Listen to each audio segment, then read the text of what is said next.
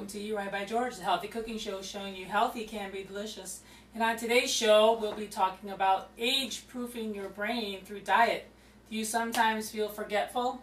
Well, there are studies that show that if you are eating the correct types of foods, brain foods, you can actually age-proof your brain along with a little exercise as well.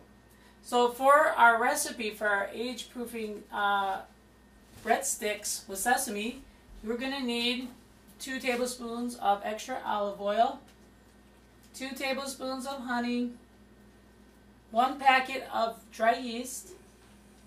We'll need 2 teaspoons of sea salt, sesame seeds for the topping, and then I blended 1 cup of whole wheat flour with 1 cup of all-purpose flour. And then to make this recipe even more healthy and special, I have 1/4 cup of tahini. Now starting out, what we're going to need is in a regular bowl, you're going to pour your tahini. And now tahini, you might ask, is crushed sesame seeds. Sort of like a paste, but it's very nutritious. It has antioxidants. It has vitamin E.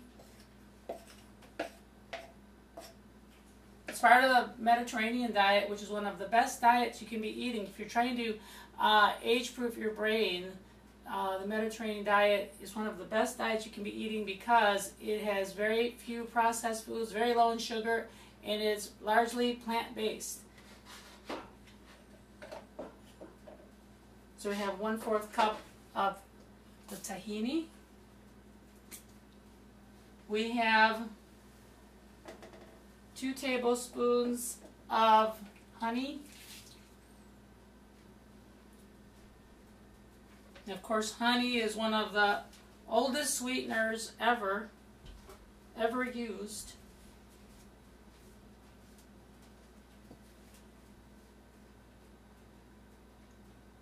Honey is great if you have a cough. It can help to soothe it.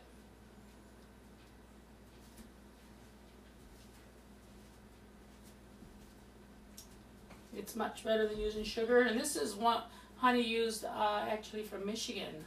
Honey made from bees from Michigan.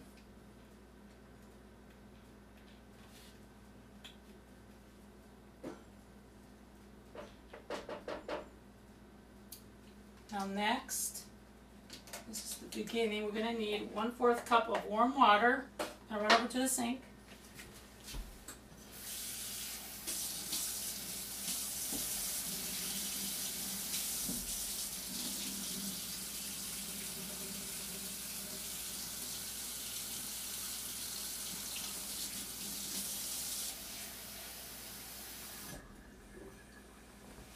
Using 1/4 cup of warm water.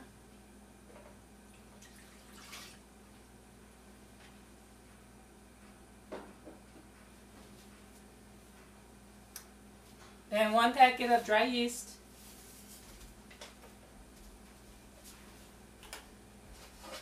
And we're going to mix this up.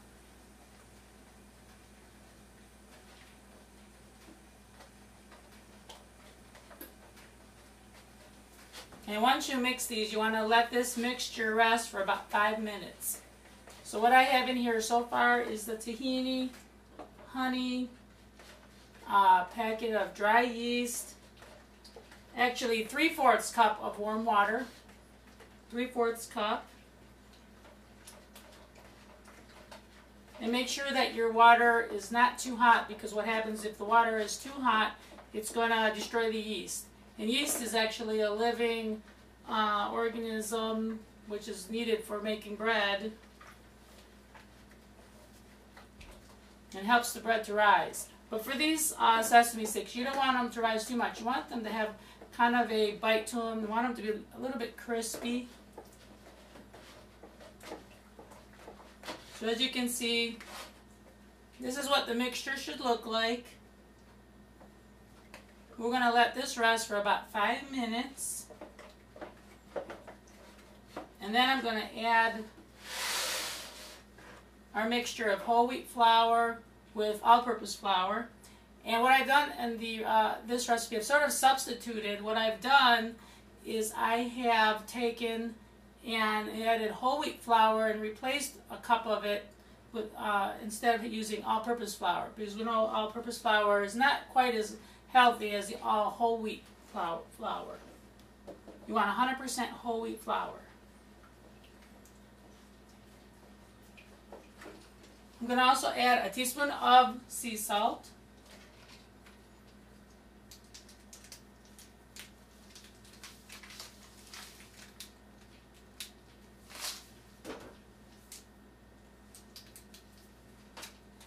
And blend that.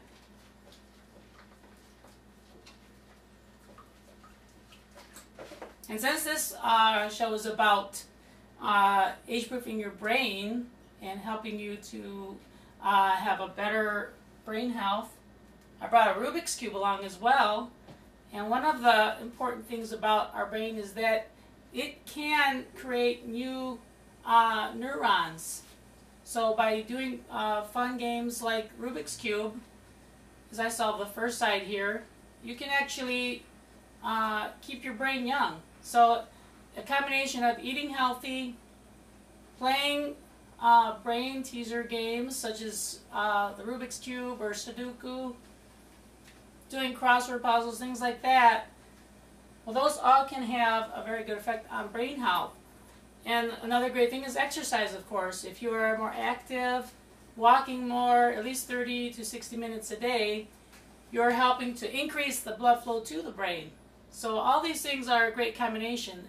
And people that study older people and their brains, they find that the ones that live longer are the ones that have a better diet, they exercise, and of course they also stay busy. They don't just sit a lot of the time.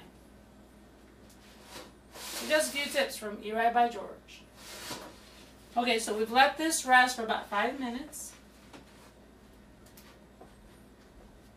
And you want to slowly add your flour, little at a time.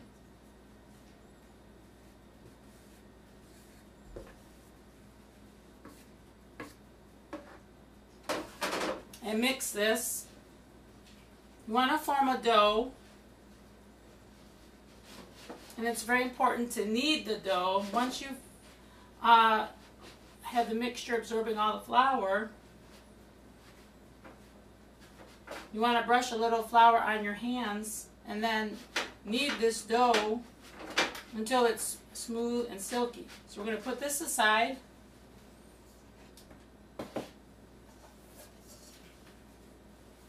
And show you what it should look like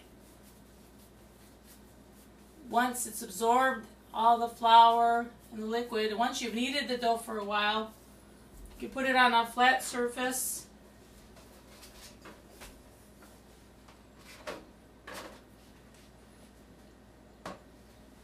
Sort of work it from each side,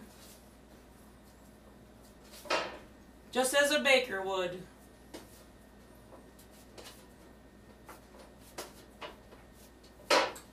Now this one I worked previously, so it's already pretty smooth. This is a good dough right here, a good texture. Now what you want to do is get a dough cutter.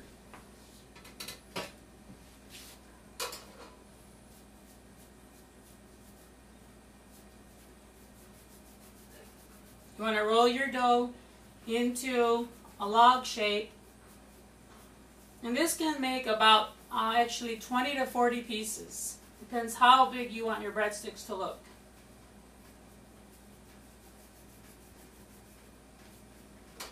I have my dough cutter here.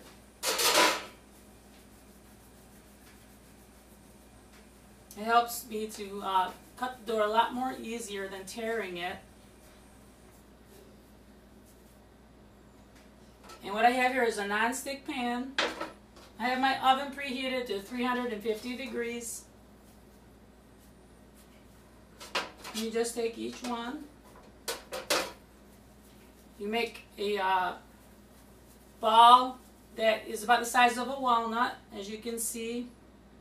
You want to take that. These are a great snack to be eating with your coffee in the morning. They're great with soup. They're much better for you than a lot of the processed things like crackers.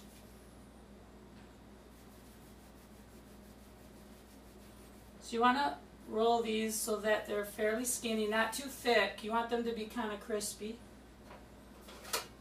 And just take each one, roll them once again into a ball, and just shape them into a rope, a skinny rope. The dough should be easy to work with. It should be smooth, as you can see here. You don't want them too thin because then they're going to break. But then you also don't want them too thick because you want them to be, as I said before, a little crispy.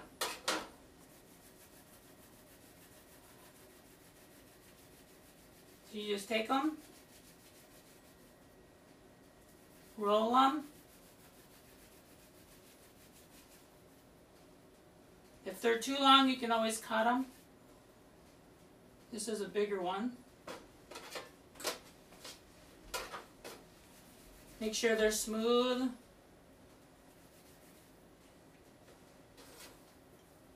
And then you can also,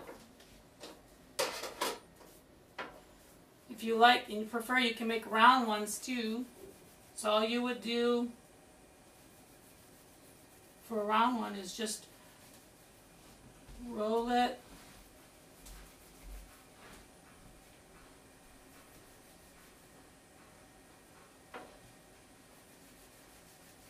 So they're skinny, and put it into a circle just like this. You can have fun with them and make different shapes.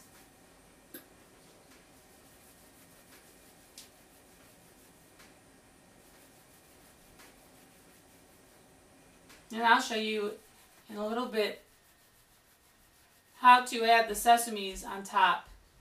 You can make our own little dipping station for the tahini breadsticks with sesame. So remember, not too thick. You want them to be fairly skinny and crispy. That's the most important thing. Just a couple more here. And they're a very simple recipe to make.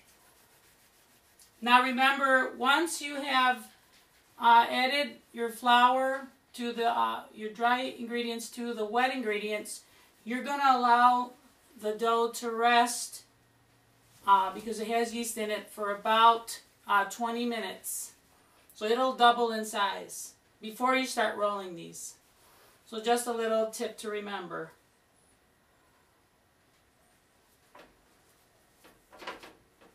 Yeah, I like making them in different shapes. Because some people might prefer round ones. If you're having people over for the ball game, these are a nice snack as well.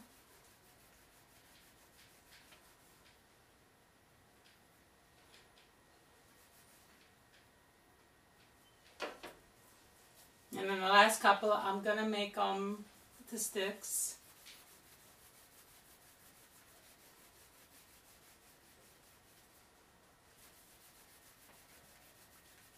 Yep, a great way to age-proof your brain, making the tahini breadsticks, topped with sesame.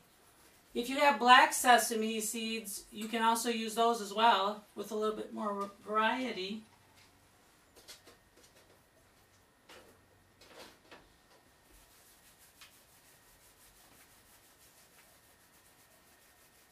And see, in just a few minutes, I was able to make so many.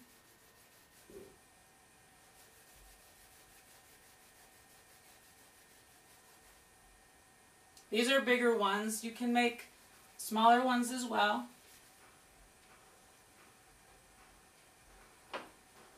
And see, there you have them. This is how they'll look before you put them in the oven. And this is how they look before we put them into a little bit of water and dip them into the sesame seeds. So next, in a couple minutes, I'm going to show you how to dip the breadsticks in the water and top them with sesame seeds and put them in the oven right here on Eat Right by George. Make sure to check us out on Facebook as well, on the Facebook page. Eat Right by George on Facebook. Make sure to send us a friend request. So what I've done,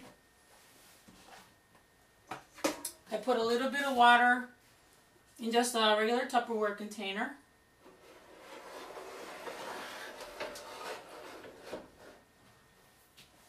And I put my sesame seeds in the little shaker.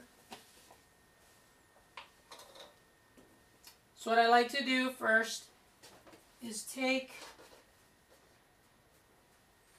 one of the little round breadsticks, dip that into the water, both sides.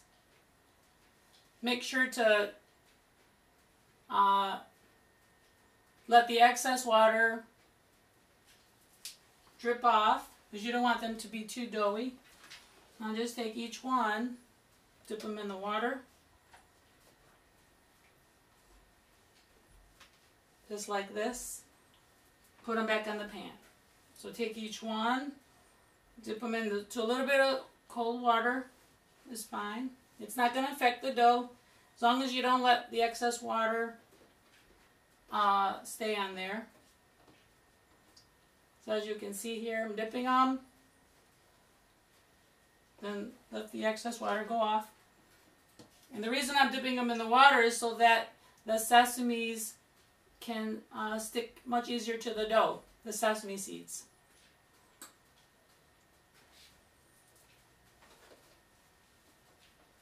You can do both sides, because these are going to have a lot of sesame seeds on top.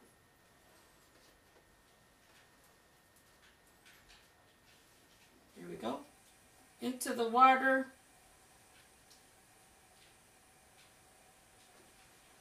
And then our last one, same thing.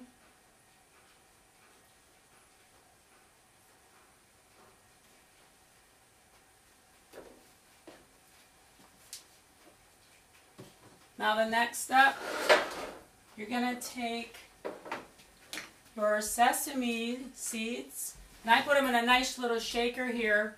That way it's a lot less messy and easier for you to use. And just go over each one. Give a fair amount of sesame seeds on top of them. You can also take a bowl and just fill it with sesame seeds and just dip them on top. But I like to have a little bit more control and use the shaker.